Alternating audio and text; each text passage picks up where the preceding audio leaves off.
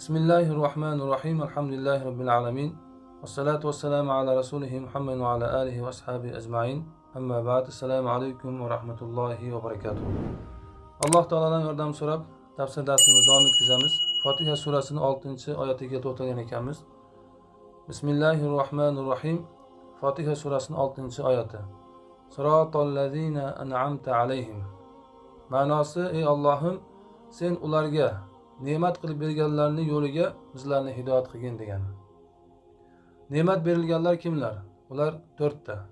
Birinchisi an-nabiyyin, ikkinchisi as-siddiqin, siddiqlar, uchinchisi ash-shuhada, shahidlar, to'rtinchisi as-solihin, Alloh taoloning solih bandalar. Payg'ambarlarga payg'ambarlik ne'matini bergan Alloh, payg'ambarlarga mo'jizalar bergan Alloh, payg'ambarlarga kitoblar bergan Alloh. Payg'ambarlarni Alloh taolo butun insonlardan afzal qildi. Mana shunday ne'matlarni bergan Alloh. Ikkinchisi as-siddiqin.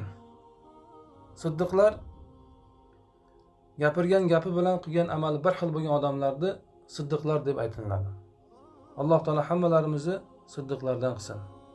Alloh taolo siddiqlarga mana shunday sifatlarni bergan Alloh, mana shunday ne'matlarni bergan Alloh. Uchinchisi ash-shuhada, shahidlar. Shahidlarga Alloh taolo shahidlik maqomini berdi.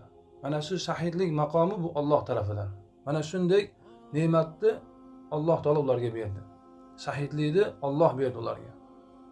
Bu shahidlik Alloh tarafidan berilgan katta bir ne'mat, Alloh taolo tarafidan berilgan katta bir yaxshilik. Jannatda eng oliy darajaga yetadigan odamlar bular shahidlar. Mana shunday ne'matlarni bergan Alloh. To'rtinchisi solihin, Alloh taoloning solih bandalari. Ular qanday odamlar deyilsa, Alloh taolo buyurgan buyruqlarni davomiy qiladigan, solih amallarni ko'p qiladigan odamlar. Solih insonlarga yaxshi amallarni qildirgan Alloh.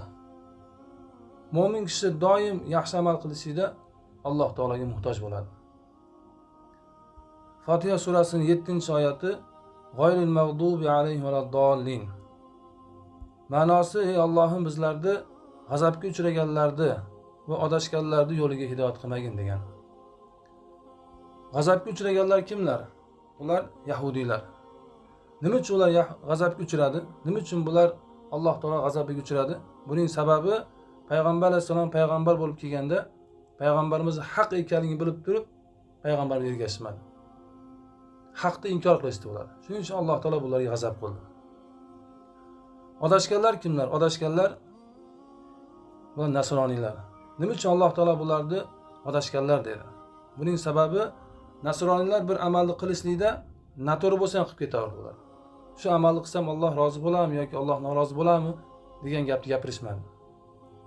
Oldida qaysi amal bo'lsa noto'g'ri bo'lsa ham qilib ketishaverdi. Shuning uchun bularni Alloh subhanahu va taolo valaddallin, adashganlar dedi.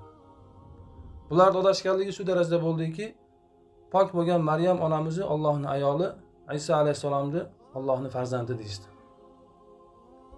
Alloh taolodan so'raymiz, ey Allohim, bizlarni g'azabga uchraganlardan qilmagin. Allohim, bizlarni adashganlardan qilmagin. Allohim, bizlarni siddiqlardan qilgin.